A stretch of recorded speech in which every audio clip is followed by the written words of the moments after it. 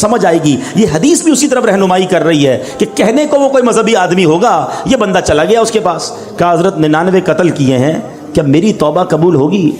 वो बंदा, उसने कहा खुदा का खौफ कर, 99 बंदों का कातिल, तेरी तौबा कबूल नहीं होनी। उसने इस बंदे को अल्लाह की रहमत से मायूस कर दिया।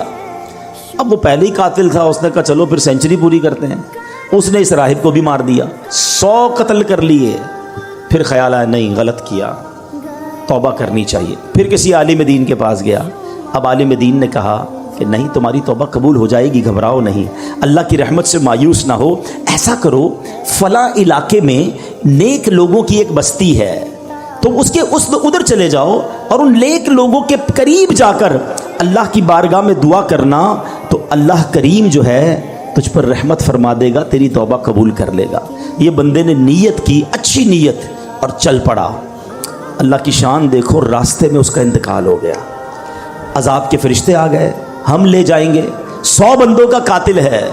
रहमत के फरिश्ते आ गए, हम ले जाएंगे, तौबा की नीयत कर ली थी, चल पड़ा था, अल्लाह से दोस्ती का इरादा कर लिया था, ये चल पड़ा है। अब दोनों किस्म के फरिश्तों में एक तरह से बहस शुरू हो गई। अजाब के फरिश्ते कहते हम ले जाएंगे, तौबा की थोड़ी थी, घर से निकला ही था, अरे 100 तो कत्ल कर दिए हैं। रहमत के फरिश्ते कहते नहीं, अल्लाह की राह पे चल पड़ा था, दिल में शर्म और नदामत आ गई थी, हम ले जाएंगे।